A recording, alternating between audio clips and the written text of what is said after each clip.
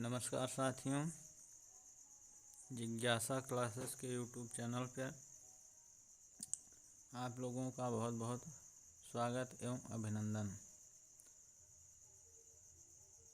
आज का जो हमारा टॉपिक है, इसके पहले वीडियो में हम लोग वर्ग एवं वर्गमूल के टॉपिक को समाप्त कर चुके हैं। आज का जो हमारा टॉपिक रहेगा वो रहेगा ज्यामिति।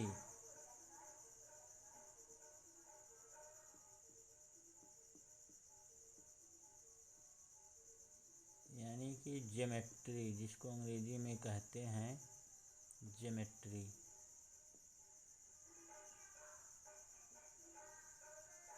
ज्योमेट्री से संबंधित कुछ बातें हम आज सीखेंगे। तो सबसे पहले हम बात करते हैं बिंदु।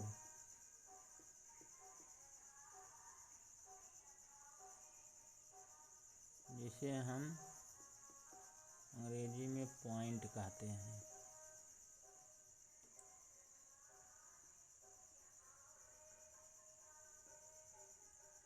बिंदु की परिभाषा जो है, किताबों में जैसा कि लिखा गया है कि पेन या पेंसिल के नोक से बनाई गई आकृति को बिंदु कहा जाता है।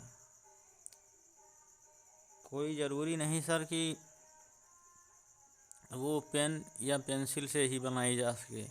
किसी भी वस्तु से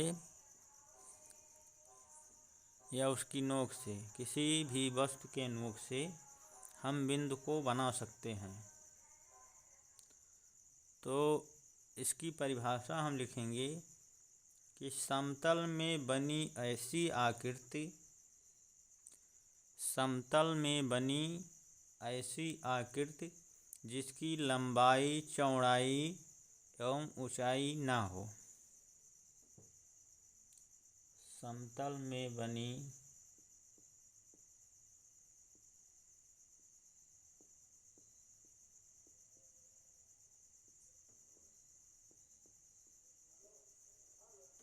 ऐसी आकृति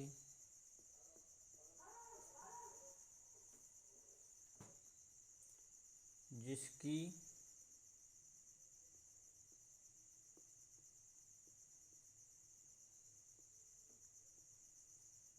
लंबाई, चौड़ाई तथा ऊंचाई न हो।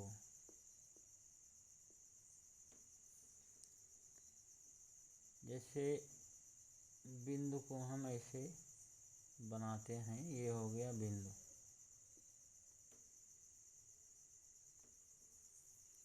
इसे प्रदर्शित करने का तरीका है, थोड़ा डार्क कर दिए हैं ताकि आपको दिखाई दे।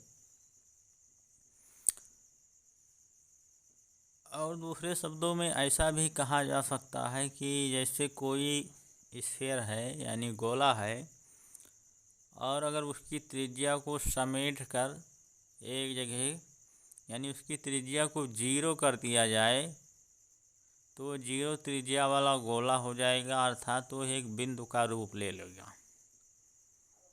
तो इसकी परिभाषा ऐसा भी कर सकते हैं कि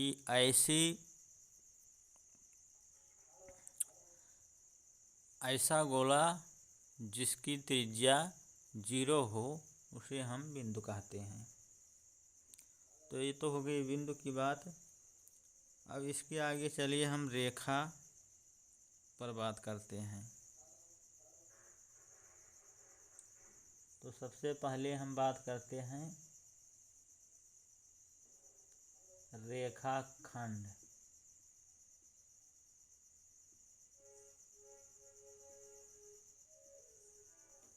जिसे हम अंग्रेजी में कहते हैं लाइन सेगमेंट।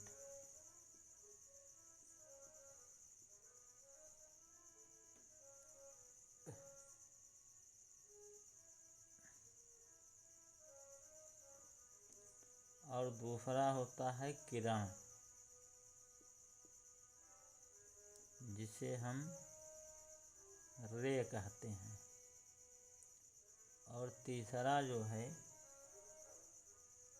रेखा, जिसे हम अंग्रेजी में लाइन कहते हैं।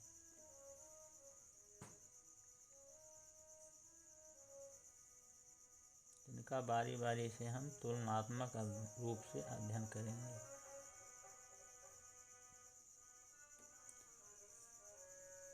अब रेखाखंड की बात करते हैं। जैसे मान लीजिए समतल है, समतल में कोई दो बिंदु है, एक बिंदु ए मान लेते हैं, एक बिंदु बी मान लेते हैं। इनको मिला दिया जाए तो ये रेखाखंड बन गया।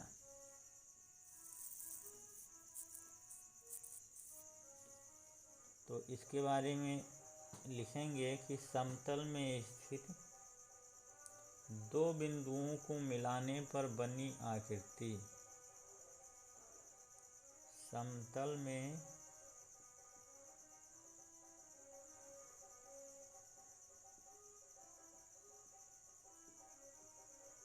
स्थित दो बिंदुओं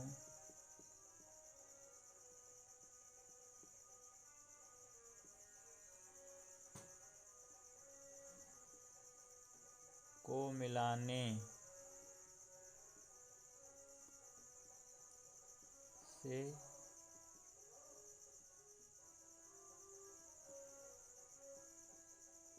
बनी आकृति रेखा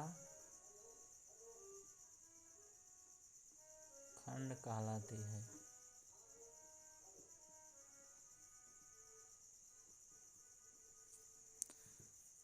जैसे ये और बी दो बिंदु हैं, इन दोनों को मिला दिया जाए तो रेखाखंड हो जाएगा। समतल में स्थित दो बिंदुओं को मिलाने से बनी आकृति रेखाखंड कहलाती है। इसी प्रकार किरण की बात करते हैं तो समतल में मान लीजिए ये दो बिंदु हैं, एक ये है और एक बी है। तो ये तो हो गया, ए से बी तो मिला दिया गया, तो ये तो बन गया रेखाखंड।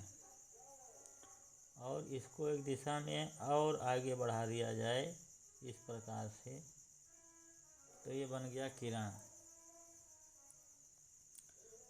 तो इसकी परिभाषा लिखेंगे कि रेखाखंड को एक दिशा में असीमित लंबाई तक बढ़ाने से बनी आकृति। रेखाखंड को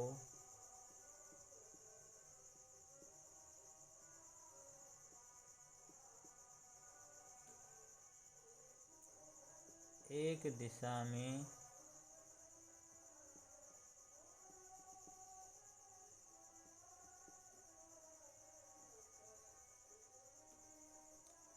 असीमित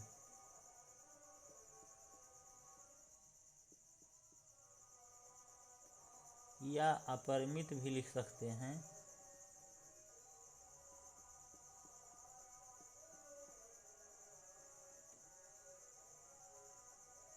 अपरिमित लंबाई तक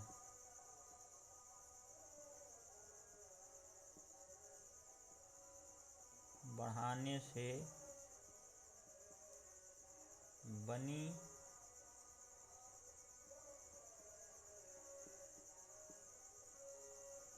आकृति को किरण यानी रे कहते हैं।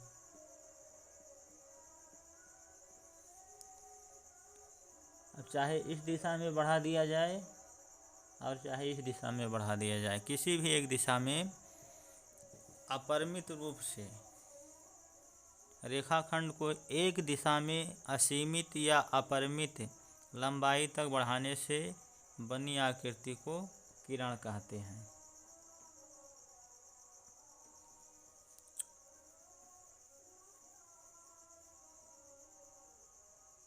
अब चलिए बात करते हैं रेखा की।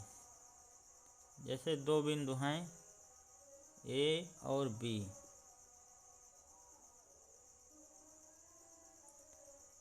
इनको मिला दिया गया तो क्या बन गया, रेखाखंड।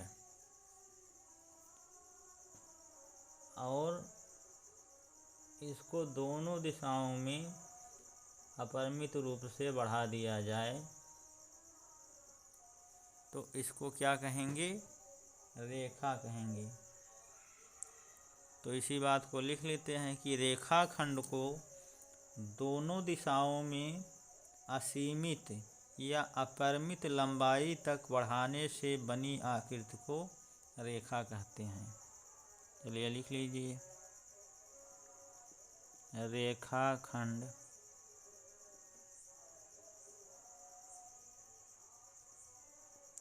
AB को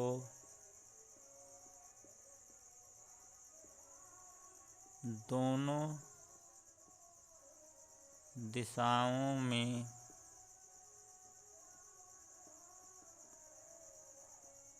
असीमित या अपरिमित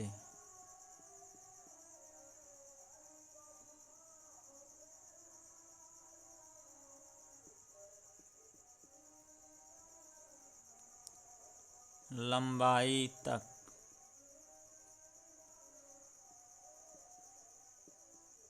बढ़ाने से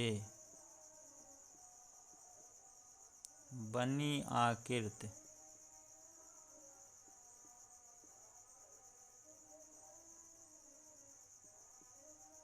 को रेखा कहते हैं।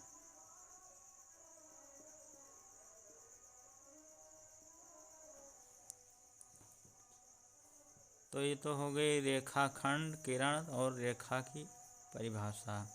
रेखा दो बिंदुओं को मिलाने से बनी आकृति। रेखाखंड जो है वो रेखा को एक दिशा में, किसी एक दिशा में अपरिमित लंबाई तक बढ़ाने से बनी आकृति को किरण कहा जाएगा। और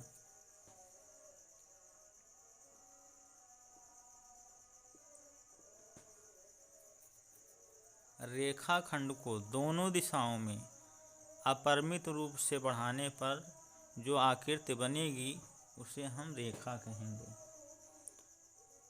अब इसको प्रदर्शित कैसे करते हैं, रेखाखंड को प्रदर्शित, ऐसे ये रेखाखंड है तो इसको लिखेंगे AB से, और इसको प्रदर्शित करेंगे एक दिशा में एरो बनाकर। ये किरण को प्रदर्शित करता है और रेखा को प्रदर्शित करेंगे दोनों दिशाओं में एरो बनाकर। ये रेखा को प्रदर्शित करने का तरीका है रेखाखंड AB, और ये किरण AB को प्रदर्शित करने का तरीका है, और ये रेखा AB को प्रदर्शित करने का तरीका है।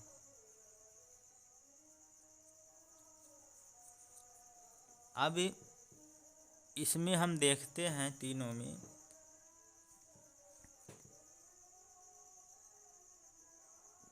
कि इसमें केवल लंबाई दिखाई दे रही है, चौड़ाई या ऊंचाई नहीं दिखाई दे रहा है। तो ये वन डायमेंशनल फिगर है, एक विमीय आकृति जिसे कहते हैं हम, जिसकी केवल एक विमा हो, केवल लंबाई हो, चौड़ाई या ऊंचाई ना हो। जैसे लंबाई और चौड़ाई दोनों जब हो जाएगी तो उसको हम आयत या वर्ग कहेंगे, तो दो विमीय आकृति हो जाएगी। जैसे आपका बॉक्स हो गया या कमरा हो गया, उसमें लंबाई, चौड़ाई और ऊंचाई तीनों हो जाएगा, तो उसे तीन विमीय आकृति कहेंगे या 3 डायमेंशनल फिगर कहा जाता है। तो इसमें तो केवल लंबाई है, इसलिए ये एक विमीय आकृति है। तो इसी बात को लिख लेते हैं कि रेखाखंड की केवल लंबाई होती है, चौड़ाई व ऊंचाई नहीं।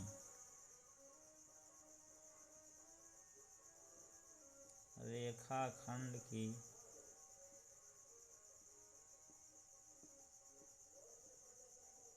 केवल लंबाई होती है, चौड़ाई व ऊंचाई नहीं होती है। अब यही बात इसमें भी लिखेंगे, केवल लंबाई है तो लिखेंगे किरण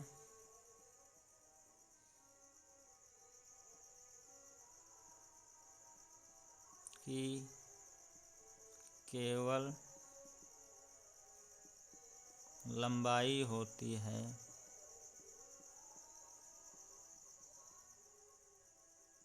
चौड़ाई व ऊंचाई नहीं होती है। इसमें ये भी वन डायमेंशनल है, केवल लंबाई है तो यही बात इसमें भी लिखेंगे, रेखा की केवल लंबाई होती है, चौड़ाई व ऊंचाई नहीं होती है।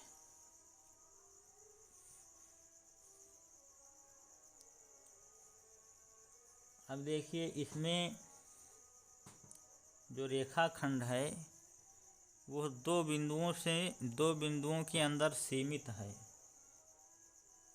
तो इसी बात को लिख लेंगे कि रेखाखंड की लंबाई निश्चित या परिमित होती है। रेखाखंड की लंबाई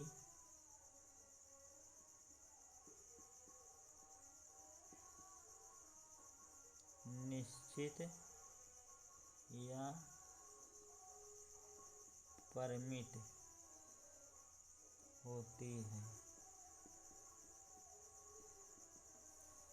जब किरण की बात करें तो यह दो बिंदुओं के बीच सीमित नहीं है, इसको एक दिशा में आगे बढ़ाया जा सकता है, तो इसकी लंबाई क्या निश्चित होगी? नहीं ना। तो लिखेंगे कि किरण की लंबाई अपरिमित व असीमित होती है। किरण की लंबाई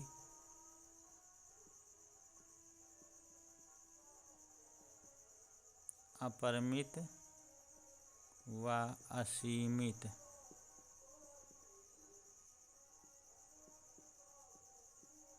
होती है। इसी प्रकार रेखा की बात करें तो यह दो बिंदुओं के बीच परिबद्ध नहीं है, इसको दोनों दिशाओं में आगे बढ़ाया जा सकता है, तो इसकी भी क्या लंबाई निश्चित होगी? नहीं होगी। तो रेखा की लंबाई भी निश्चित नहीं होती है। तो रेखा की लिखेंगे, रेखा की लंबाई अपरिमित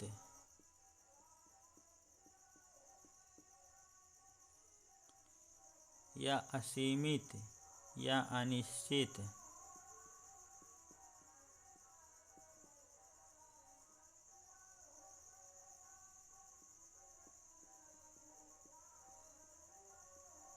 होती है। अगला पॉइंट, अगर पूछा जाए कि रेखाखंड या रेखा पर कितने बिंदु होते हैं, तो रेखा पर अनंत बिंदु हो सकते हैं। जैसे एक बिंदु यहाँ बना दिया जाए, यहाँ बना दिया जाए, यहाँ बना दिया जाए, यहाँ बना दिया जाए, यहाँ बना दिया जाए, तो इस प्रकार एक रेखा पर कितने बिंदु संभव हो सकते हैं? अनंत बिंदु होते हैं। तो इसी बात को लिख लीजिए, रेखाखंड पर अनंत बिंदु होते हैं।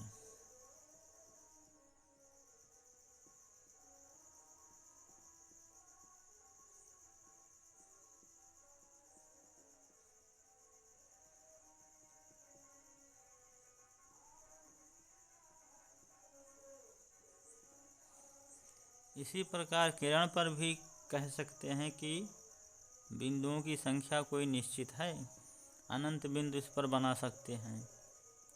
तो लिख लीजिए किरण पर अनंत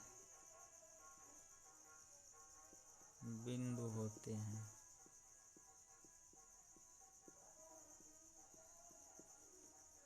इसी प्रकार रेखाखंड पर भी कह सकते हैं, कितने भी बिंदु बना सकते हैं और इन्हीं अनंत बिंदुओं को मिलाकर तो रेखा बनता है। रेखा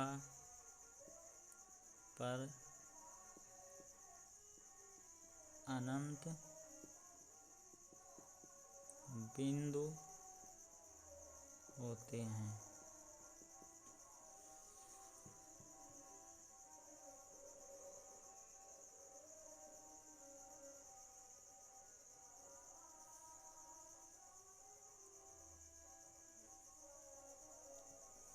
अब रेखा खंड की अगर बात करें तो यह दो बिंदुओं के बीच परिबद्ध है, तो इसको कह सकते हैं कि इसके अंतिम बिंदु दो होते हैं।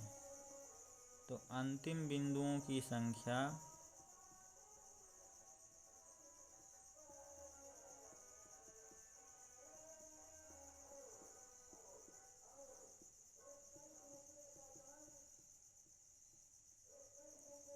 दो हो सकती है। कौन कौन?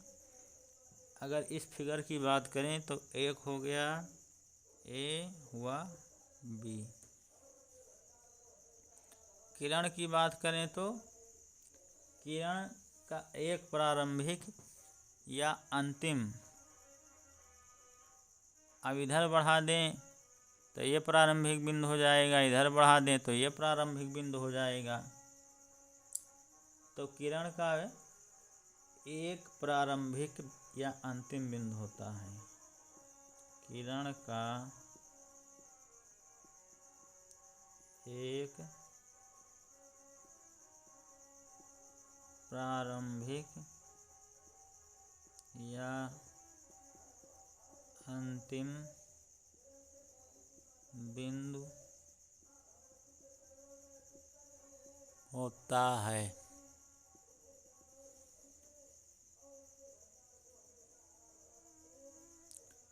अब रेखा की बात करें तो ये तो अपरिमित है, ये किसी भी बिंदु के बीच परिबद्ध नहीं है, असीमित अपरिमित लंबाई का है। तो इसका कोई ना निश्चित बिंदु होता है, ना प्रारंभिक बिंदु होता है, ना अंतिम बिंदु होता है। तो रेखा का प्रारंभिक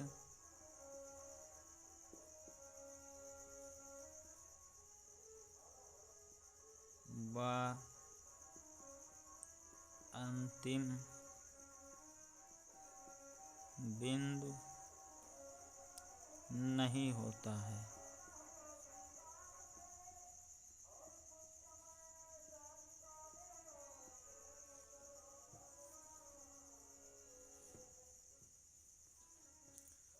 तो ये तो हो गई रेखा की बात, रेखाखंड की बात और बिंदु की बात। अब चलिए इससे आगे बढ़ते हैं, हम बात करते हैं समांतर रेखाओं के बारे में।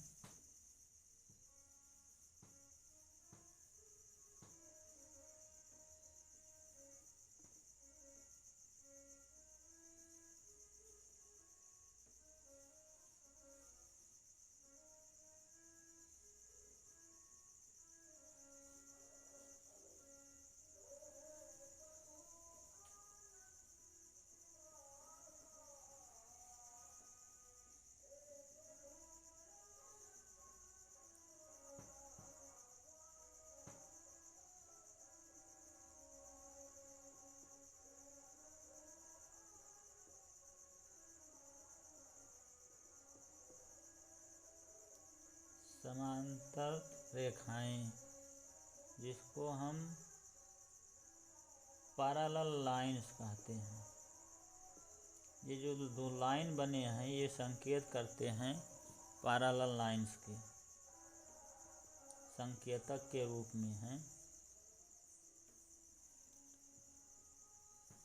जैसे मान लें कि एक रेखा ये हो गई,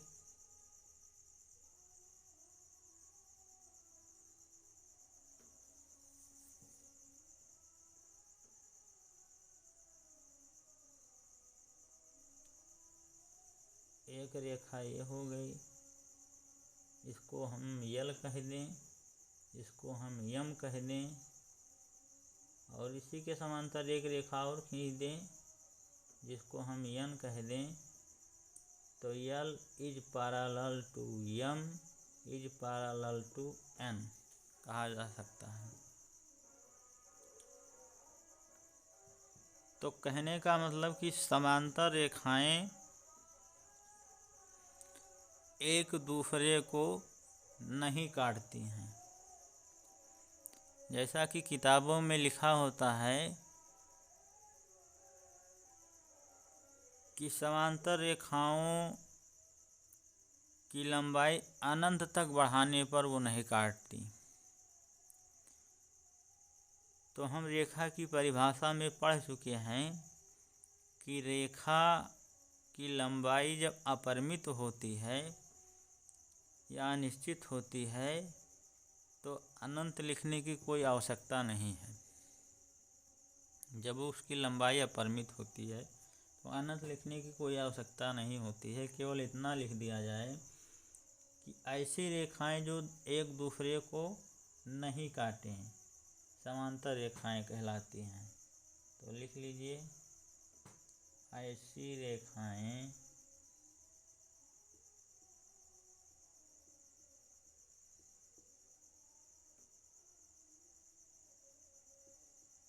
जो एक दूसरे को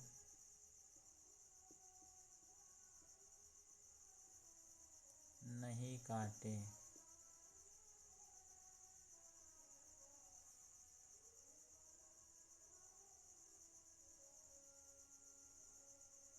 समांतर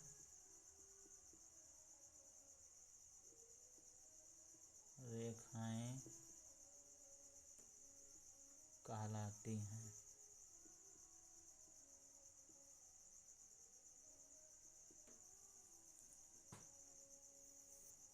तथा अब इन रेखाओं के मध्य की दूरी अगर बात की जाए तो ये हमेशा समान होगी। यहाँ पर भी वही दूरी होगी, यहाँ पर भी वही दूरी होगी, यानी दूरी हमेशा समान होती है।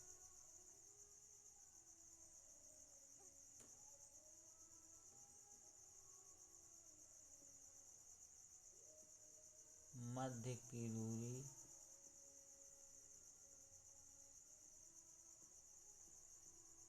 सदैव समान होती है।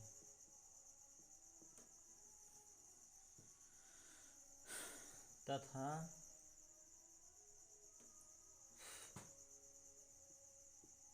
इन रेखाओं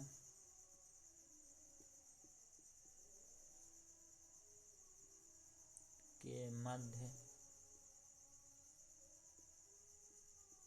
की दूरी सदैव समान होती है। अब मध्य की दूरी का तात्पर्य समझा जाए कि इनके बीच की दूरी लंबवत दूरी जो होगी वो समान होगी। जैसे मान लीजिए कि ये दो पैरेलल लाइंस हैं,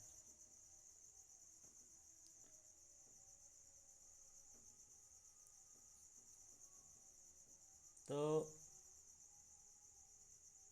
यह दूरी जो है ये समान नहीं कहा जा सकता।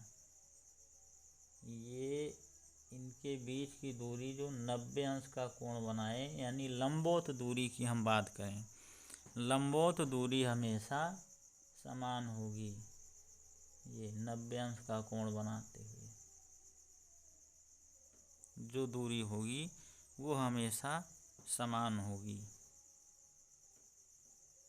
दूरी का, इनके मध्य की दूरी का तात्पर्य लंबवत दूरी से है, इस बात को ध्यान में रखिएगा। अब चलिए अगले हेडिंग की बात करते हैं। प्रतिच्छेदी रेखाएं, इंटरसेक्टिंग लाइन्स।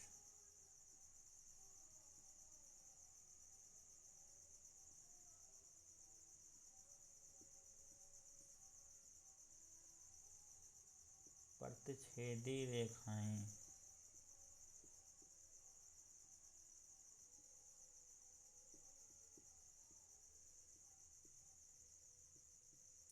इंटरसेक्टिंग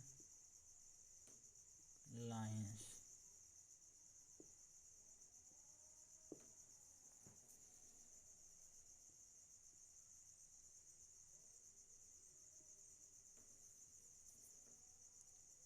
प्रतिच्छेदी रेखाएं जैसे ये एक रेखा ये हो गई और एक रेखा ये हो गई, इनको प्रतिच्छेदी रेखाएं कहते हैं। जैसे ये एल हो गया, ये एम हो गया, जिस बिंदु पर प्रतिच्छेद कर रही हैं इसको ओ कह दिया गया। तो प्रतिच्छेदी रेखाएं ऐसी रेखाएं जो एक दूसरे को काटती हैं। क्या लिखा जाए परिभाषा? ऐसी रेखाएं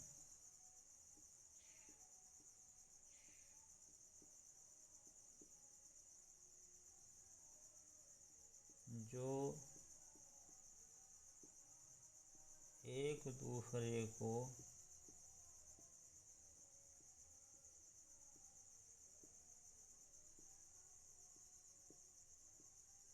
काटती हैं,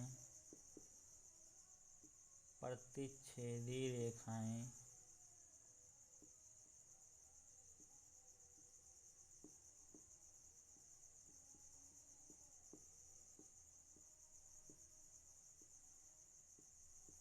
कहलाती हैं।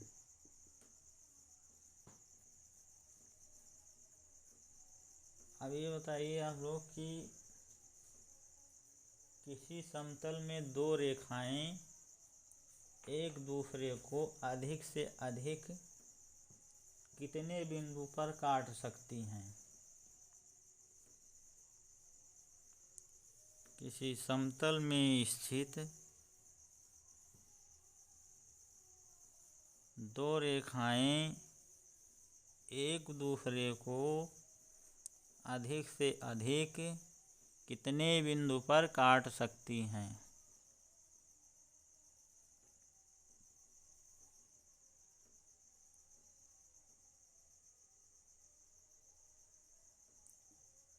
समतल में स्थित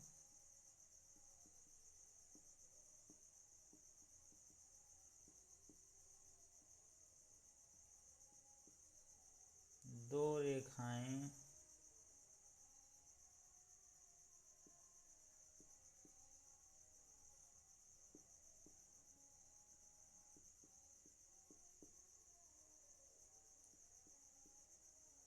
एक दूसरे को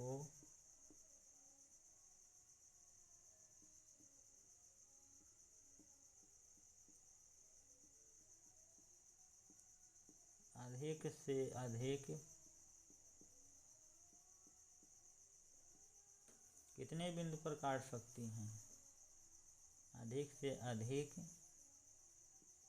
एक बिंदु पर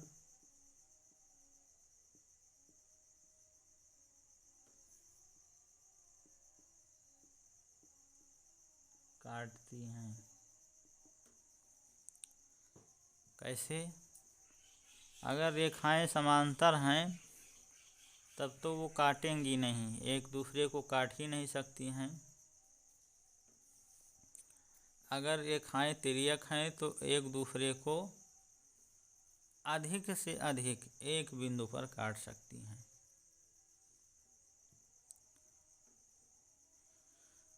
तो चलिए सर, आज की क्लास को यहीं समाप्त करते हैं। आप सभी लोगों को धनतेरस की हार्दिक शुभकामनाएं।